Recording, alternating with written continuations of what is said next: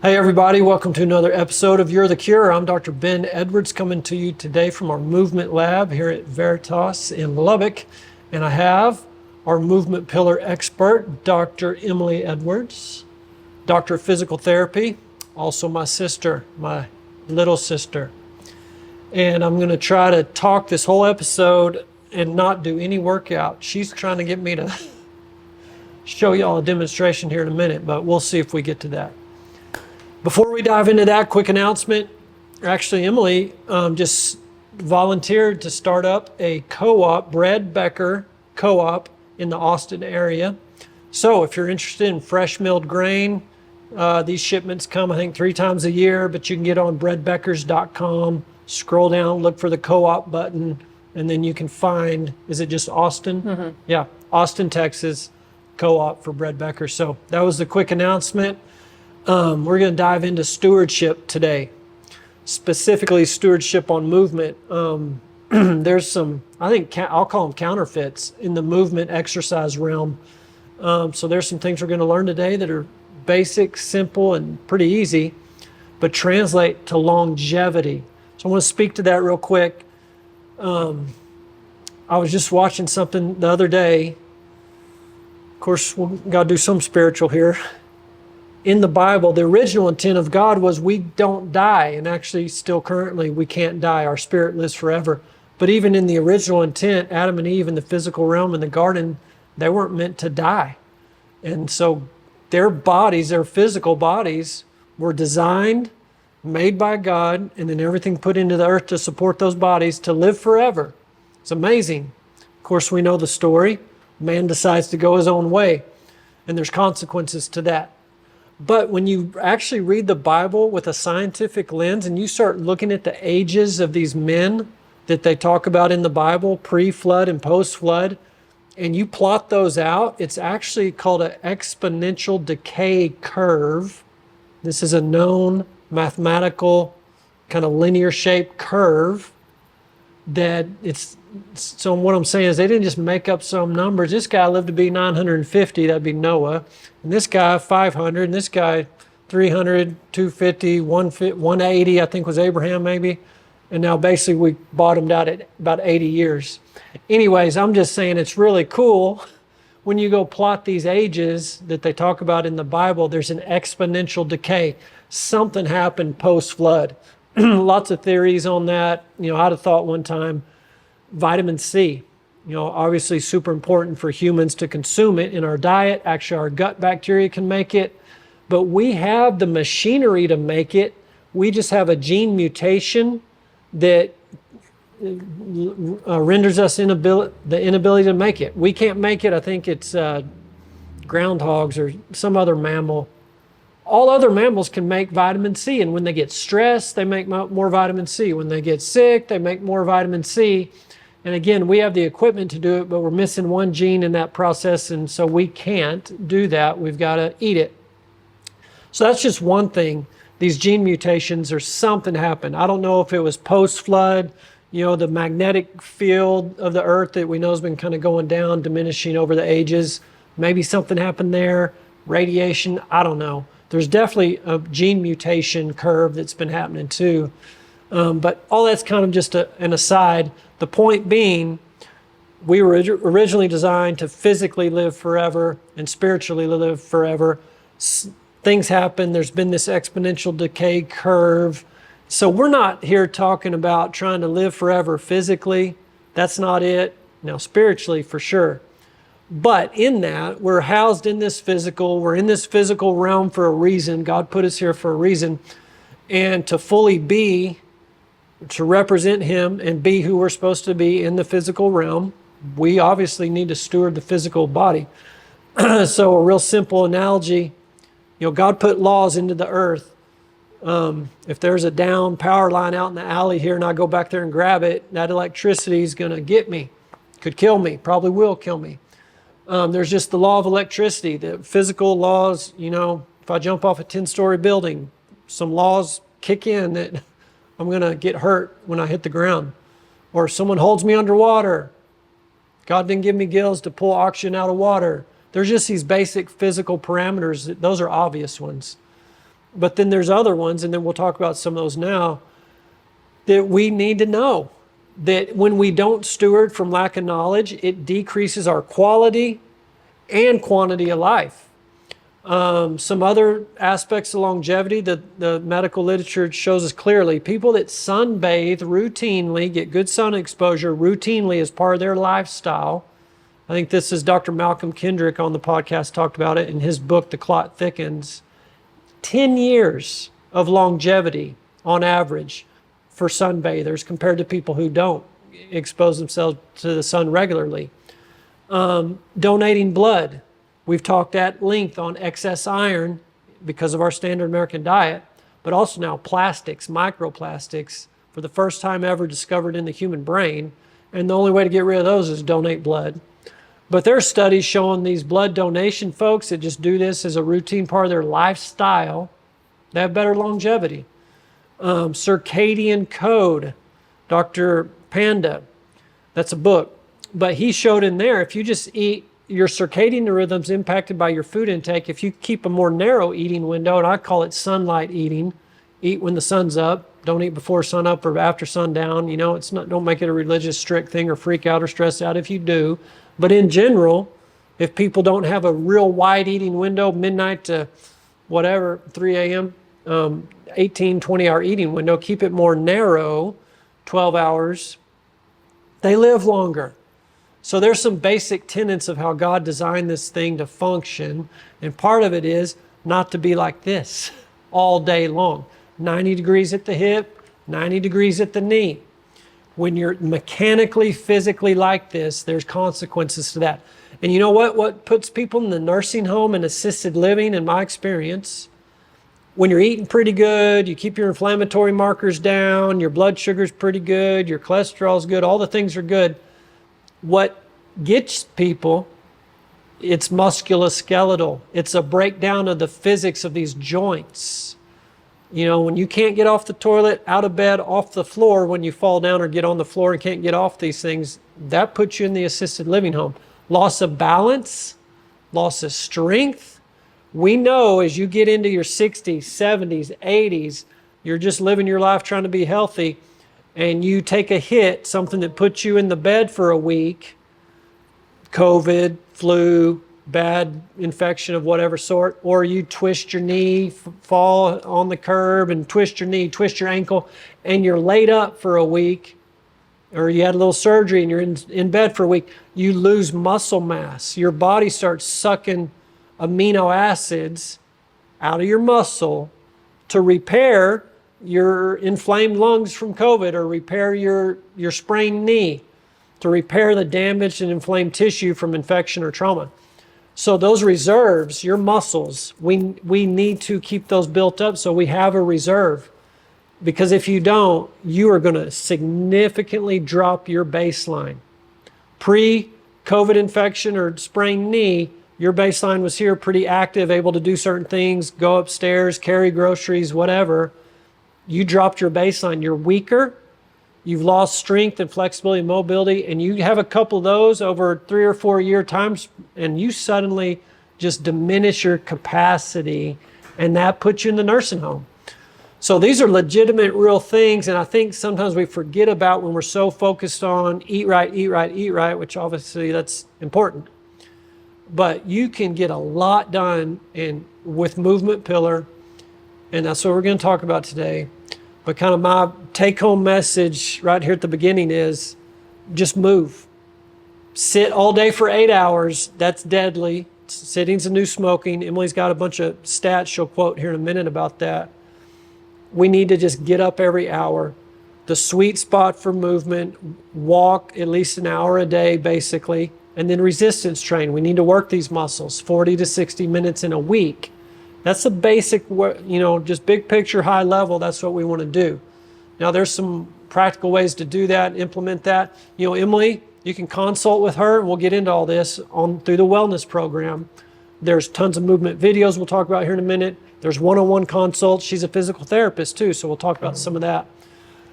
Emily, welcome back to the show. Thanks for having me again. You've been on once before? Yeah. You interviewed Dad. Oh yeah, we had the family affair. If y'all didn't see that, my dad, Emily, myself, we had a podcast. This was December or something of 23, I think, but you can go back and find that. And Dad reverses diabetes in 90 days through the coaching and guidance of Emily. And maybe we'll start there, just a refresher, because diabetes, high sugar, people think cut the sugar, cut the carbs, which he did. Mm-hmm. But that's just removing sugar from the fuel line. Why wasn't that sugar processed through the carburetor and get burned to energy? His carburetor was messed up. So maybe Emily kind of recaps some of that would be a good entry point here. And because so many people are diabetic. So talk about what Dad did, a little refresher, and then we'll dive more into everything else. Yeah, sure. Yeah, I think one of the big issues and why Dad became diabetic originally is just sitting. Like he works from home, sits at a desk, pretty much in his office most of the day for 8 hours. In the past, he had been getting out kayaking, going for walks, but that past year or so, he really had stopped most physical activity. So I think what really cascaded that is just his sitting all day. And we could see his muscles deteriorating. You could see his leg muscles deteriorating, like something's going not right. And he was not walking as good. And then he got his blood work done and found that he was diabetic. And yes, we definitely changed his diet. But one of the biggest things I emphasize, you need to get outside, you need to get sunlight, you need to move, you need to break up your sitting. And so he got up, he would go for walks in the morning to see the sunrise. There's a hill at the end of his street. So he would go and walk up and down that hill, start out with 5 times, worked up to 10 times. And then they have a pool there. So when the weather was good, he would get in the pool. They got some little foam strengthening exercises that he could do in the pool. I also gave him a strength training routine where you just had a set of dumbbells and gave him some basic exercises to just do at home, get his muscles back working like they should. And I really do believe that really helped him improve his blood sugar as well as steering his body through how he was eating too. But that movement piece, getting outside, fresh air, getting out of the sitting position, super impactful for him. And he could feel the difference. He didn't realize how bad he was feeling until he became more active and started feeling healthier. And now, if he doesn't do it, we traveled for a few weeks out of the country, and we were just mostly walking, but he wasn't really getting his strength training, his full routine, and he really missed it. He's like, I cannot wait to get back to my routine. And so definitely the physical movement, making his muscles get engaged and build up his muscle, made a huge impact on improving his blood sugar. Yeah, so just a reminder, I think I've talked about this before, the carburetors, these mitochondria that we talk about that need to burn that sugar for fuel, about 80% of these carburetors are actually in the muscle, skeletal muscle. So to tune those up, one of the easiest, fastest, best ways to do it is to use that muscle, especially putting it under tension. That's what resistance training is. So that can be body weight, it can be bands, it can be free weights. We'll talk about some of that specifically here in a minute. But just, guys, I can't stress enough for mitochondrial tune-up. That's what we're always pounding. How do you tune these mitochondria up? That's what every disease is associated with. Alzheimer's, of course, diabetes, heart disease, stroke, all the top 10 killers directly related to carburetor. And one of the best ways to steward the carburetor is move and resistance training in particular. Emily, that's kind of going backwards, but maybe for people that didn't see that first podcast, intro a little on just you personally. Like, how'd you get here? Mm-hmm. Emily's one of our wellness navigators. She is a doctor of physical therapy, loves the movement pillar, obviously, but she's also a navigator. But she was a doctor of physical therapy solely for 18 years in a hospital system down near Austin, basically. But kind of maybe a little backstory, and then let's dive into some of the stuff you love and some of the stats and just all the things you discovered as you started going deeper into movement pillar. Yeah, that's great.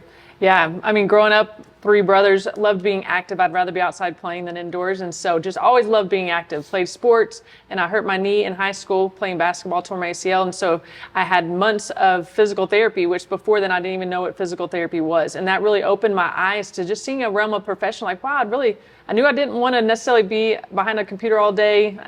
Wasn't like the engineering type, but looking to see, you're helping people move and get better and healthier. And so that what got me into the physical therapy world is just my own personal journey.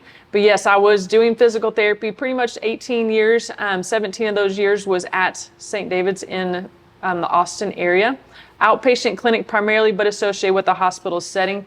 But I love physical therapy, just working one-on-one with patients, helping them recover from injuries, from surgeries, just get them moving and back to what they want to do, help them attain their goals. So my love has always been being active, helping people to be active. The opportunity came to work, thankfully, here at Veritas. So super thankful to get to come on board here and just really work with the whole body, because in that physical therapy realm, yes, you're coming for knee pain, but that person had a list of 20 medications. They were diabetic, overweight, couldn't really always necessarily touch on the whole person because they weren't necessarily coming for that.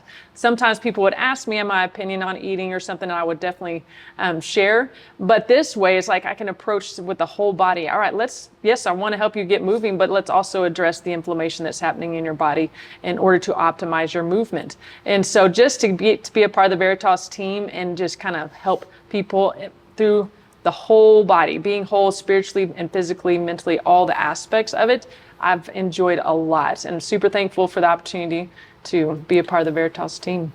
Well, we're awesome and thankful to have you. I'm thinking back when I first started learning that food actually matters. It sounds crazy, but I used to not understand that, guys. Medical school, 2 hours of nutrition. Anyways, this whole sugar's bad, and cut the grains, cut the sugar, and inflammation drops.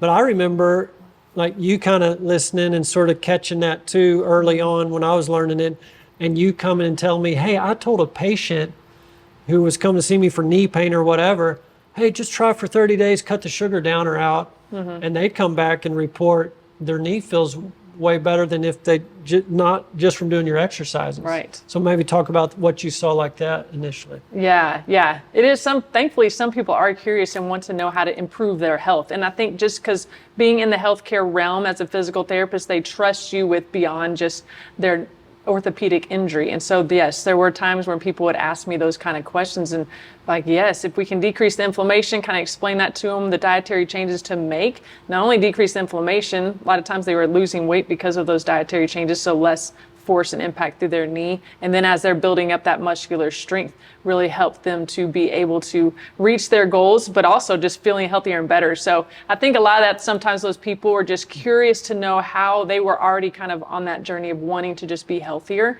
And I was thankful for those opportunities that I had to speak into that. And a lot of times I would refer to like your podcast and stuff and just help people continue to get educated in that realm. But you'd see more advancement and progress in some of these cases. Yes, quicker. If they hadn't been right, for sure. Adding Definitely. The nutritional component. Yeah, especially with just more of an arthritic type injury, there is like you can only get so strong, like there is a component of you need to decrease inflammation so that not only do they get better quicker, but the quality of their improvement was even better because of that. Yeah. So kind of think about the 50 and older crowd, 60 and older, the retirement kind of age. Knee replacements, real common. Hips, maybe not as common, but still pretty common. Broken hips for sure. Yeah. Shoulders, especially guys, seem like, we go up to block a shot and pick up basketball when we're 50. Yeah. And we throw our shoulder out. Right. Not naming any names. Emily was telling me a story last night about one of our friends who happens to work here. But anyways, some of these things, and this is partly for me too, I just hit the big 5-0 recently. What did you see in these older generations that were pretty like almost guaranteed a standard American's going to have a knee replacement, their hips going to give out, their shoulders, whatever, rotator cuff tears? What were those real common things? If someone's maybe struggling with that now, what are things you could even do virtually? Because Emily does do physical therapy consults virtually through our Veritas Wellness program. But also let's get into prevention. So just talk about all that from the standpoint, like if they're a standard American, what will they expect? If they don't make movement a priority, stretch, strength, flexibility, all that, what's that going to do on the joints? What can you do to help that? What can we do preventatively to avoid it? Yeah, that's a great question. Yeah, a lot of the issues that come, kind of those wear and tear type issues, like total knee replacement is a perfect example, because typically that's happening just wear and tear, just generally the cartilage in the joint of the knee between the femur and the tibia is just worn out, and then they're bone on bone and they get knee pain and they need a knee replacement. And a lot of times that wear and tear is happening because a lot of times getting overweight, A lot of times getting stiff from being not as active in a sitting position, so your hamstrings get tight, your hips get tight, so then the mechanics of the joint are not going to move as well. And then you get less strength. Our muscles, their goal, not only in our muscles are going to help move our joints in our body, but our muscles help take pressure off of our joints. So when our muscles are doing their job, our joints are not going to have that greater impact. And so it's multiple reasons why there's so much wear and tear on our joints, especially the knee, and eventually causing that knee replacement. So ideally, optimizing muscular strength, flexibility, maintaining good flexibility and mobility really helps take those pressures off those joints and optimize and help those joints last longer, ideally. But yes, definitely seeing knee replacements, shoulder injuries, hip replacements, typically from a fall, which again, ideally optimizing and maintaining good balance as we get older is so important. I believe falls is one of the number one issues that older people go to the doctor. And that typically causes a cascade of events after that they usually don't recover from. And eventually, unfortunately, they don't usually die because of the fall, but it's other complications that come after the fall when they can't fully recover. So mobility, balance, strength, maintaining that as long as possible is super important to maintain our health and our lifespan. So osteoarthritis of the knee and these knee replacements, that's not a disease, that's a consequence. Consequence of too much sitting, and these tendons, ligaments here get tight, and then the muscles get weak when we're not working the muscle, and there's consequences of that. Also, the little tiny blood vessels that feed that cartilage, because that cartilage should be maintained and growing and nourished and new cartilage cells growing. Well, you got to have good blood flow, good oxygen, good nutrition going to that. Well, those blood vessels, those microscopic tiny little capillaries, they get affected by inflammation. And that's why we go for inflammation, so we restore blood flow. But then you obviously have got to, if you're seated all day like a 90 here, let's talk about that, because most people are.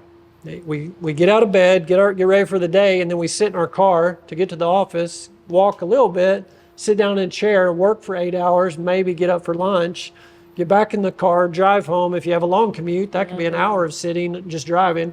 Get home, sit in the recliner. I mean, we're to 90 all the time, so certain things are tight and certain things are stretched, and you do that day after day, month after month, year after year, you got major imbalance.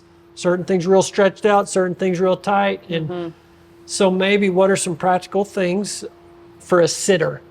Yeah, a great question. I actually met with a member recently for a movement session, and her complaint was general back pain. Just kind of getting her history in the past year, she moved out into the country and she was commuting back into town for her work. And so she wasn't used to sitting in the car, basically, I think it's almost for 2 hours a day, and then go to sit at work. And so just over that time, she's getting tight. And because we get tight in our hip flexors and we're in this rounded position, that pulls on the pelvis. And so then we round out our back. And a lot of times, unfortunately, we don't have good sitting posture. We slouch.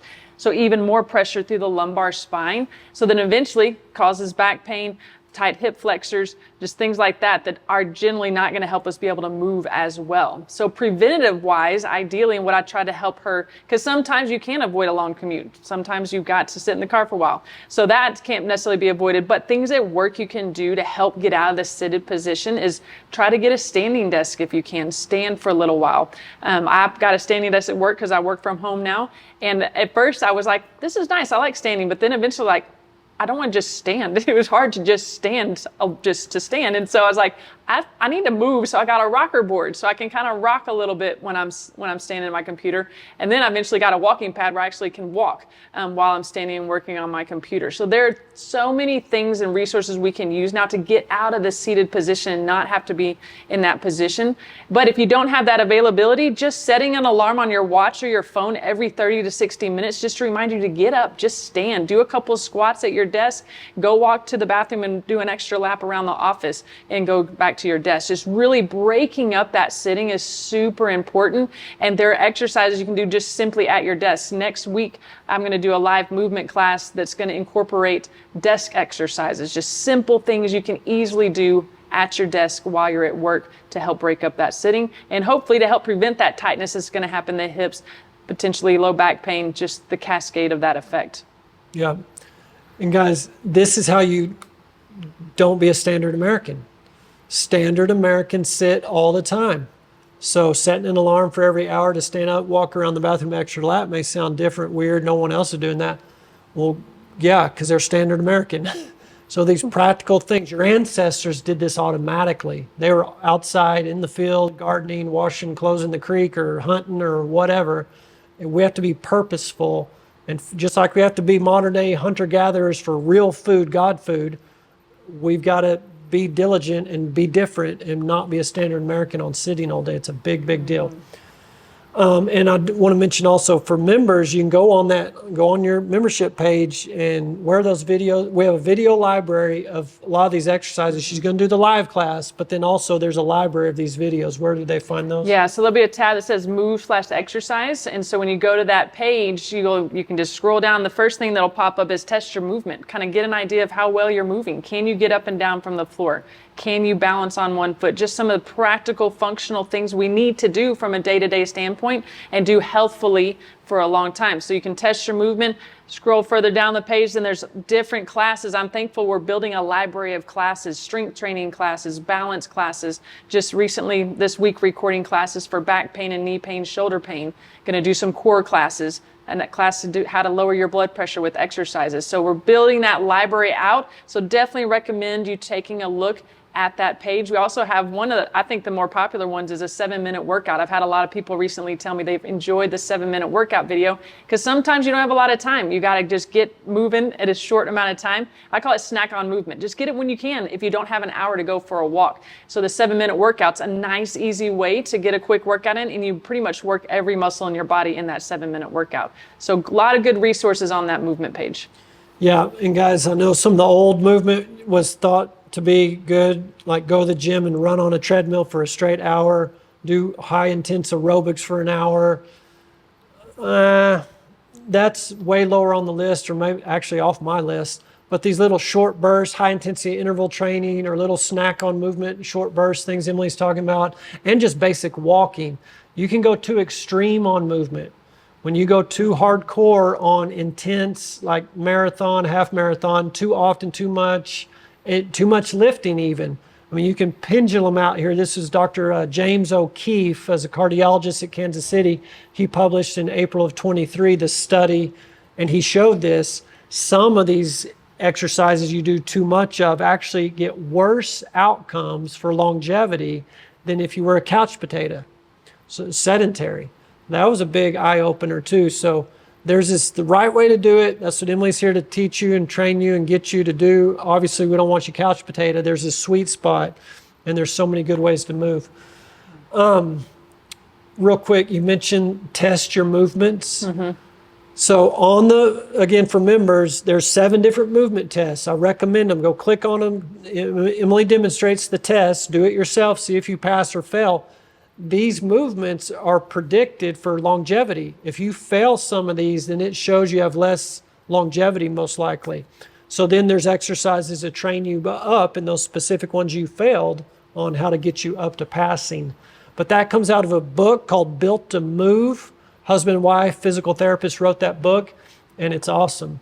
Some other things they talk about, I think, in that book is grip strength, and how grip strength will correlate with longevity more than blood pressure and cholesterol. It correlates with longevity. We'll talk about it in a minute. I don't want to leave the physical therapy first and make sure we have time here. Yeah, we're good. We're halfway. Nice. Shoulders. I'm thinking about guys, me. I mean, I still like to throw the football with the kids and eventually grandkids someday. Or there's talk about the shoulder. We need to be purposeful on certain strengthening things, right? Mm-hmm. To avoid shoulder injuries, golfing. Maybe we'll talk about some of these sports we try to do as older men and women. Yeah. Okay, that's fine to do them, but let's do some preventative work to keep those joints good. Yeah. So what shoulders or back or hip, whatever the weekend warriors that tend to get injured. Yes, for sure. Yeah, shoulder's a biggie. With the shoulder, it's a very complex joint. There's so many motions a shoulder can do. And so that's why it's most commonly injured, because we get it in all different kinds of positions. And over time, if we're not purposeful to strengthen and maintain good strength in our rotator cuff, we're just going to be more susceptible to injuring and tearing a tendon or injuring and getting the shoulder in a bad spot. And so a lot of times when I see people for shoulder pain and shoulder injuries, it's because their rotator cuff is not stabilizing and doing the job to move that shoulder in a good, proper position. And so doing shoulder specific rotator cuff shoulder strengthening exercises is super important. And one of the videos that we record this week is on shoulder pain. And I go through specific exercises to make sure you're maintaining good strength of your 4 rotator cuff muscles. We have the deltoids, we have the lats, we have the bigger muscles around our shoulders. Very important to obviously move our arm, but if those stabilizing key 4 rotator cuff muscles aren't doing their job, you're going to be more susceptible to injury. So maintaining good strength of the rotator cuff is super important to hopefully preventing those kind of injuries. And then things like, low back pain. You could easily just injure your pain bending over to get your golf ball and things like that. And so maintaining good core strength and flexibility is super important. We get in a slouch posture. We do a lot of bending over, and our back and spine just gets used to that flexion motion, doesn't know how to do extension anymore. And the more and more flexion we do, the more susceptible we are to a disc slipping and going back posteriorly and pinching on a nerve. So we've got to maintain good flexibility in our spine to help our back be healthy, but also really maintain good core, abdominal, and glute strength so that we're not putting a ton of pressure through our spine. Our muscles are able to absorb a lot of that. And so those are kind of the typical. I definitely see shoulder, back pain with weekend warriors. Achilles ruptures are very common in weekend warriors, and a lot of that is just because the Achilles gets tight and the calf gets weak, and that's a perfect combination. Sadly, it's a rupture. People go just randomly play basketball, and they haven't played basketball in 2 years, and they try to jump, and they think that they can still jump as high as they used to, but they don't, and then the Achilles ruptures. So that's a very common one I hear a lot and have seen a lot. I'll have people from where I live text me like, Emma, I think I just did something to my ankle, and it's like their Achilles is ruptured. And so maintaining flexibility in your calf and your Achilles and your strength in your calf, super important, because unfortunately we are doing a lot of sitting. You're going to get tight in that Achilles. So maintaining that mobility and flexibility in the calf and in the Achilles is very important. Okay, so I don't need to go try to slam dunk this afternoon. Right, don't recommend it. Lower your rim down a little. Yeah, go the 5-foot rim. Yeah. Give my Achilles a break. The hip, we kind of talked about already, but I want to talk about real quick, little tangent, hip fractures. We mentioned, ladies, men can get them too, osteoporosis, thin bones. One of the number one best ways to prevent a thin bone or thinning of the bone, of course, eat a low inflammatory diet, mineral-rich diet, nutrient-dense diet, because inflammation triggers the body to suck minerals out of that bone. But then also we need to stimulate those bone cells that build bone, because you have bone cells that build and bone cells that chew up or remodel and take down the old bone, the old brittle bone. So we need both engaged. We need to build new stuff. We need to take down the old stuff. It's an amazing little symphony going on in the bone. But to engage the builders, tension, or these muscles like your bicep anchor into bones. That's what allows that muscle to be able to pull, is it because it's anchored. And so when that bone anchor feels that pull of tension under that resistance training, it stimulates those cells to build, build, build. So from an osteoporosis standpoint, number one thing on my list is resistance training, resistance training, resistance training. So big deal for hip fractures that Emily already talked about. You get hip fracture and you tend to decline rapidly because of other things that set in. There was something else I was going to say on that. I forget. I'll come back to it. Okay. Virtual PT. So people are hearing this. If they're a member, you have access. You can book a consult. We can actually do physical therapy specific to your injury, your pain, or your problem. You can do a movement consult and just get like personal training kind of tips, or you can do it on your own, watch the video library, join the live classes. But if you have an injury or a specific thing, how much can you get done over Zoom with these kind of injuries? Yeah. Great question. I think a lot of times people think when they hear the word physical therapy, it's automatic. Like I got to be in person. The physical therapist has to be able to touch me. And yes, for some injuries, that's the case. But a lot of times, if it's just a general knee pain, shoulder pain, hip pain, a lot of time, just talking to the person, I pretty much know what that pain is and why it's there without even having to touch the therapist, or sorry, to touch the patient. And so really the physical therapy that needs to be in person, a lot of times like post-surgery, like you just tore your ACL, you need to go in person to see a physical therapist. But if it's a general pain, low back pain, hip pain, just general pain like that, I'm happy to help you. Basically, I show you exercises to do that are key pieces of flexibility, strengthening, and then I send you a program that has it all with diagrams, pictures, instructions on that, so you have basically a home program that you can refer to after we meet. And so a lot of it is just talking one-on-one, understanding what the kind of where you're coming from, that pain started happening from, and then talk you through why it's there and then how we can help it to get better. So it doesn't always have to be hands-on, just a lot of education, and then giving you the correct exercises to do to help correct whatever that issue is, and then hopefully prevent it from coming back again. Cool. I remembered the thing I was going to say, because we got time. I'm going to go off on another tangent, and then we'll dive into a lot of the data and numbers. So this kind of segues us. Osteoporosis is kind of a new pet peeve of mine. I was reading a study the other day on osteoporosis, thin bones, hip fractures, the standard American thought on that, the standard American medical answer, the standard American doctor trained in the American healthcare in quotes system, sick care management mode. Bisphosphonates. These are drugs like Boniva, like Fosamax. What these drugs do is they tell those bone cells that clean up the old dead bone and need to remodel and take out the old brittle bone, they tell those cells to quit doing that. So they quit doing that. You're not building new healthy bone, you're just not taking down all the old brittle bone. So when you go take a picture of that, called a bone density scan, an x-ray, that x-ray looks denser because you haven't taken out all that old brittle bone, because that's what that drug does. It blocks that process. So the bone density scan looks better. You get a number on a paper that looks better. You get a message in your patient portal from your doctor with thumbs up, your bone density is better. Okay, well, who cares really? What you really care about is decrease hip fracture. We assume, and this is where we get in trouble, we assume way too much, all these theories that men and women come up with using their own intellect, their own smarts. There's a way that seems right to man.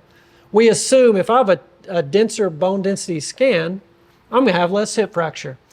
Well, it turns out to not be the case. Here's what the data showed. 1,000 women taking a bisphosphonate drug for 6 years. In that group, there were 8 hip fractures. 1,000 women for 6 years taking a sugar pill, placebo pill, there were 12 fractures. 8 and 12 out of 1,000. You do the math, that's a 0.04%, or no, 0.4%. 0.4% reduction. So that's the best you're going to get from a bisphosphonate drug, standard American medical doctor answer. You do a low inflammatory diet, you do the resistance training we're talking about. There are some other, magnesium, super important, not just calcium. You gotta have magnesium to turn on the enzymes to build those bones. Collagen's important. There's other things. Doing a comprehensive holistic approach like your ancestors used to do before there was a word called osteoporosis, because there wasn't such a thing, versus 0.4%. That's the choice. But the pet peeve part that I'm going for is what your doctor's going to tell you is there's a 40% reduction in hip fractures. That's called relative risk reduction. It's a statistical gymnastics formula. It's a PR marketing term. 8 and 12, that's the difference. 4 people out of 1,000, that's 0.4 versus 40%.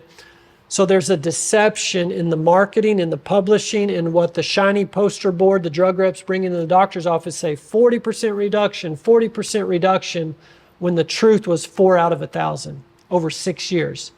That's not even getting into the side effects. Fosamax in particular can cause osteonecrosis of the jaw, Most dentists won't even work on or pull a tooth on a patient that is on that medicine because it'll kill the bone.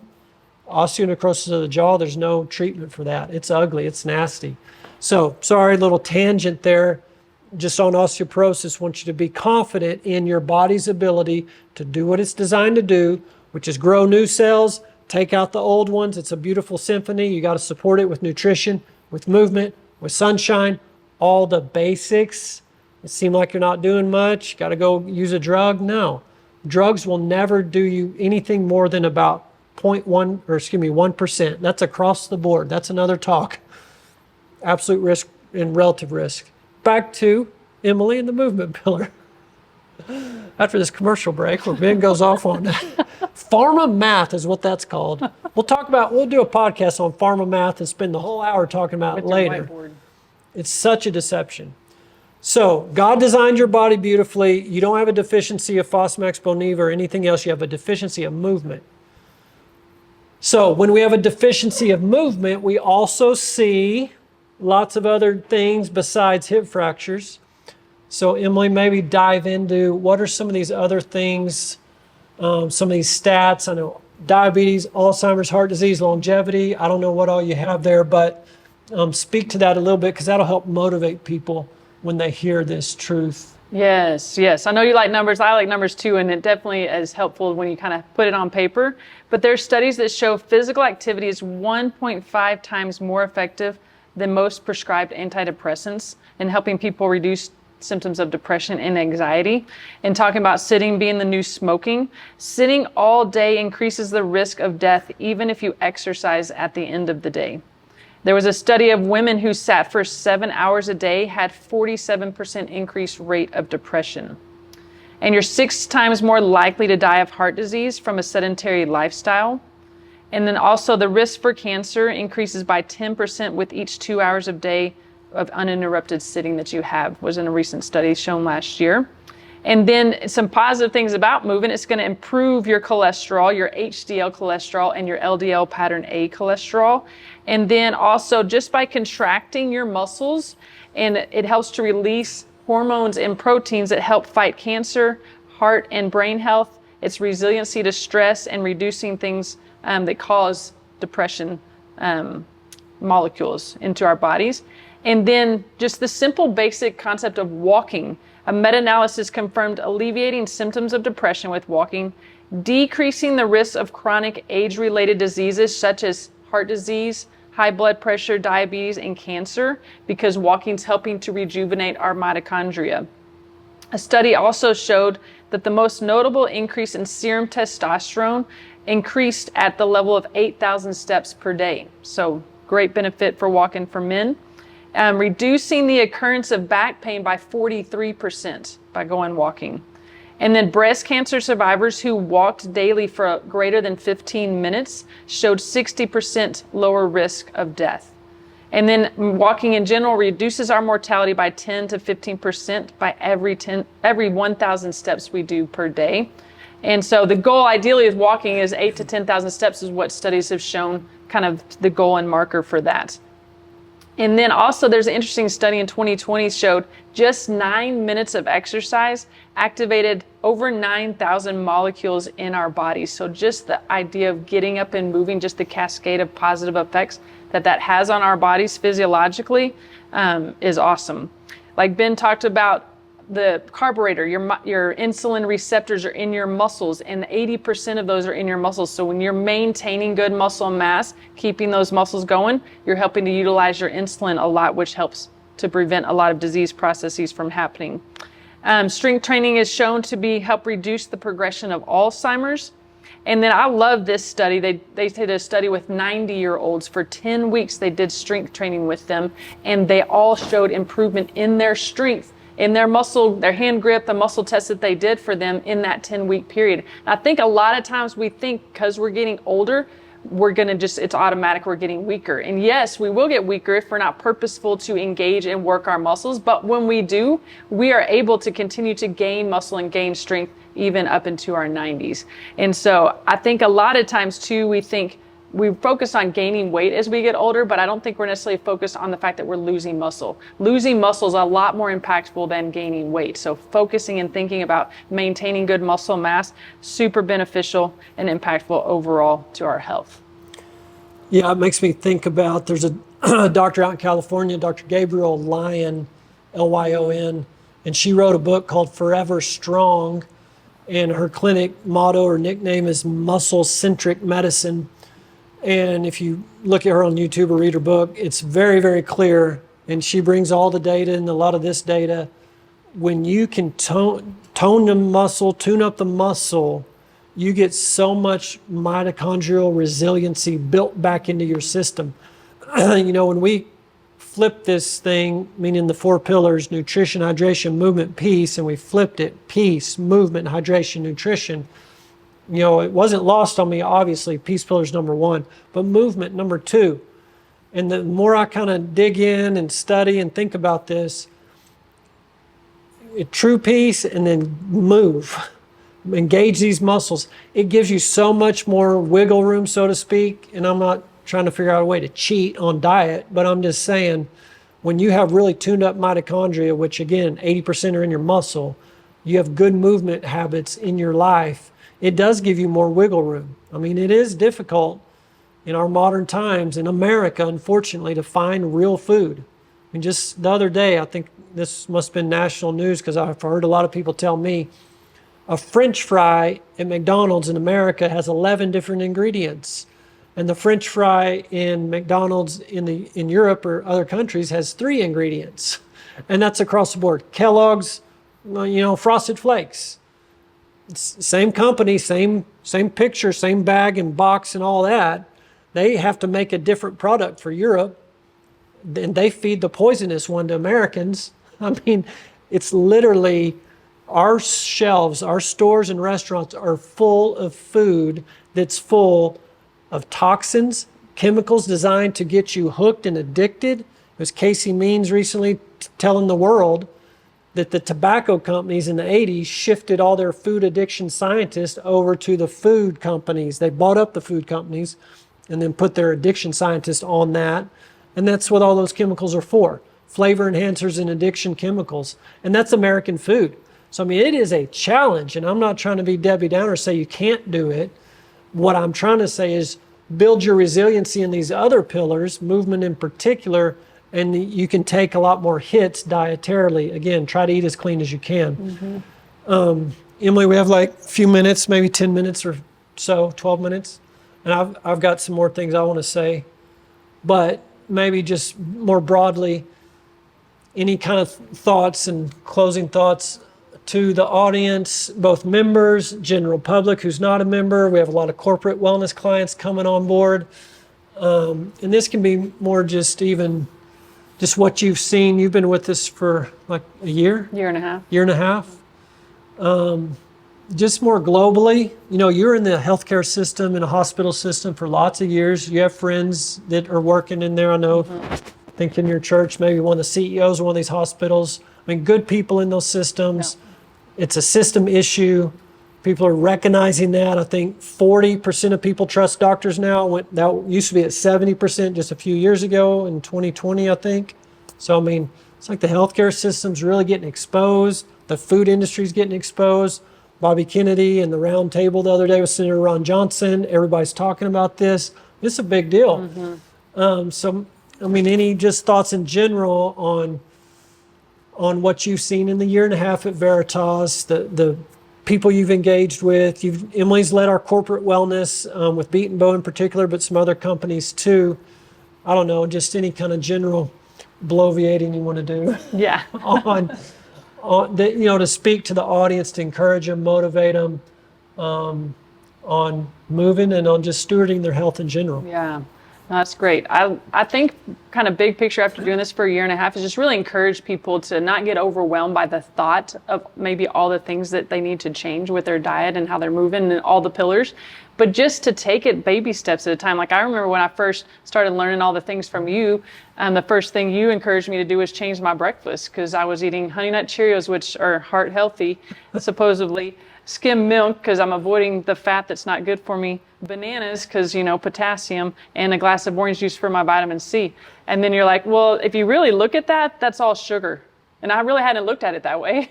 I'm like, wow, that is a lot of sugar, actually. So that's what I did. I just started with my breakfast. That was the quickest thing, easiest thing that I changed. I'm like, all right, eggs are good, bacon's good, butter's good, okay. And so I just changed there. So like just taking small steps. And the next thing I looked at my pantry, I'm like, I got to get the canola out and put in good oils, avocado oil and coconut oil. So just little baby steps. I encourage people to not get overwhelmed. Even with the movement pillar, like I've met with people that just met with me because they just wanted to get started. They didn't even know where to start with movement. So it's just the basics. Like, all right, if you have 10 minutes, try to go for a walk at lunch. If you have a couple minutes here and there, do 10 squats. And so trying to get them to fit it in, but if they did have time, to get them on an exercise routine, kind of what's the ideal routine with movement. And so kind of the sweet spots that Dr. Ben was talking about is, ideally walking for an hour a day. If you can't do it all in one time, like 10-minute walk here, 10-minute walk there, 30-minute walk in the evening, to kind of get it where you can. But then the strength training piece is start with body weight resistance, just some simple basic exercises. You don't have to go to the gym. We don't want you necessarily going to the gym for an hour a day. 2 to 3 times a week, 20 to 30 minutes, can start with just doing basic body weight resistance, grab a couple sets of dumbbells, a resistance band. It doesn't have to be complicated. And I think if you can just realize it's easy to fit into your day when you have a few minutes here and there, to not get overwhelmed by really any of the pillars, just taking it little bit by little bit and allowing the Lord to really guide you and show you where you need to start and what you need to do. And just, it's a lifestyle change. It's not a 30-day challenge, and we really want you to just gradually be changing your habits so that you're developing a healthy lifestyle of movement, of eating, of being at peace and hydrating well. So really, that's my encouragement to most people is don't get overwhelmed.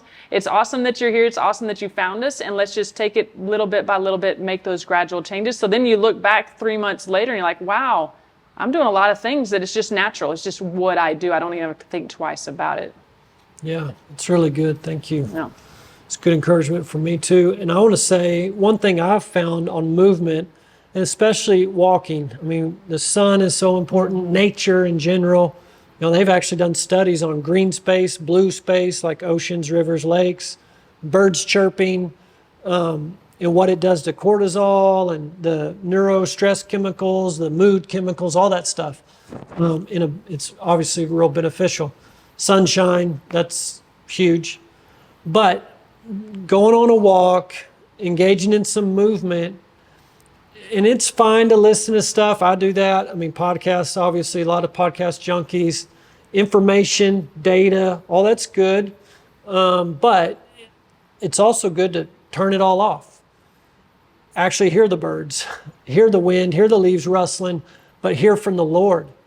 I mean, when you're out there moving, in nature in particular, and you're quiet, because when we're sitting, we tend to want to do something, and it's usually that phone, and let's engage our intellect or veg out or whatever, watch a game, get on social media, listen to a podcast, read a book. I mean, when you sit, you're kind of doing stuff, at least for me. I know you could sit and be quiet too, but it's like when you're walking. You can't be doing other stuff, and if you don't turn on an iPod or a podcast, you can talk to the Lord. You can listen, you can hear. And that's actually where I hear a lot more is when I'm just out moving quietly alone by myself, actually not by myself, with God walking with me.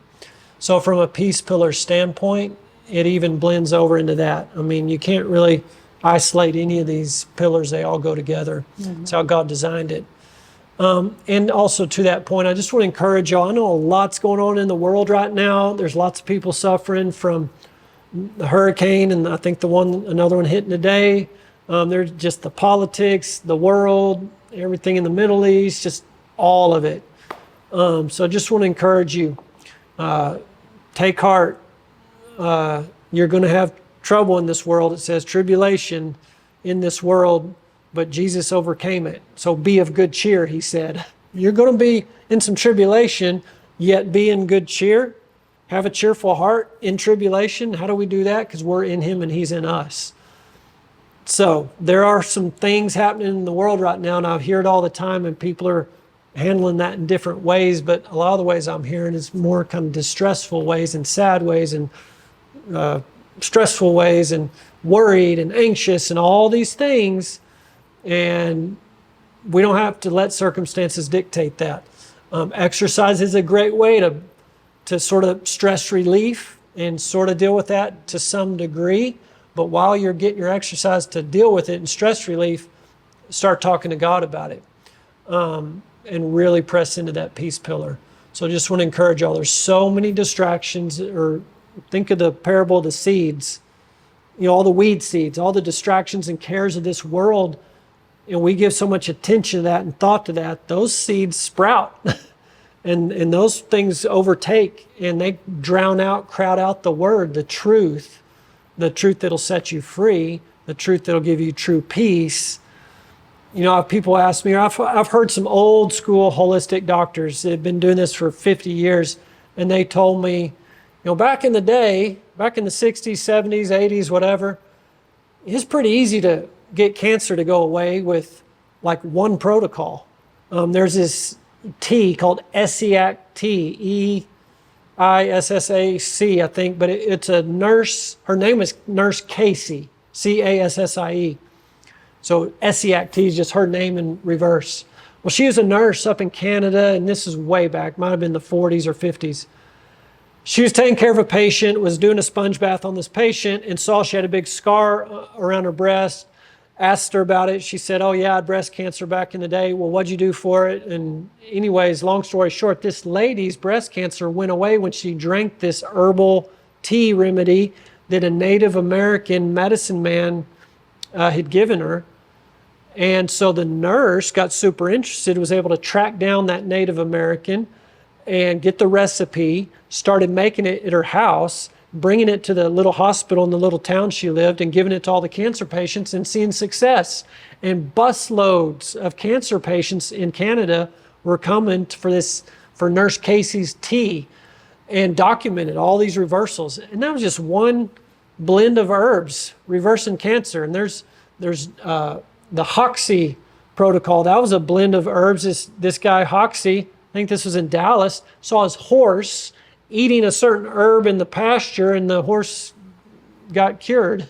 So he cultivated that herb, made it into a tincture or whatever, and gave it to his patients. Their cancer went away. There's Laetrile. This is back in the 60s.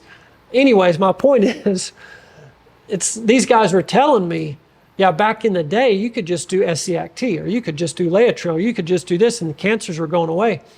But today, you got to do more. You got to combine protocols, or you got to do lots of stuff. And even then, sometimes you don't get it done. And so part of me in the natural mind thought, well, yeah, because our food's more depleted now. We just don't have the nutrients we need to run our immune system. There's way more toxins, obviously. Glyphosate, the microplastics I talked about. There's definitely all the physical. But I really think a lot of it is these other seeds. We're constantly bombarded, 24/7 news cycle on the TV, watching Fox News all day long or CNN. Of course, our phones and social media. We are more bombarded with images and things to get our thinking going a certain way. We've got to shut that down. I mean, even fast, turn it off. What I'm saying is our thinking impacts our mitochondria, which impacts our physical cells and health.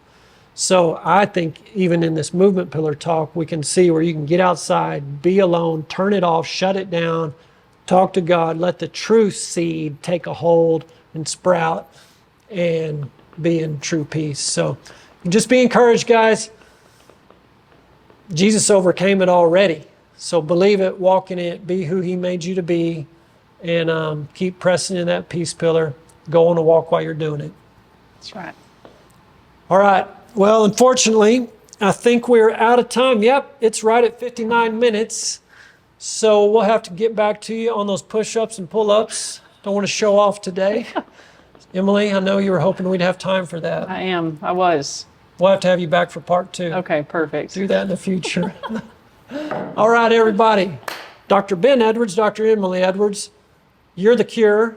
These are archived at veritaswellnessmember.com.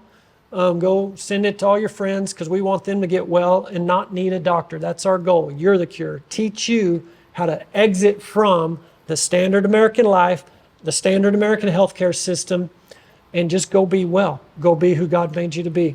We'll see you next week. Thanks for joining us today.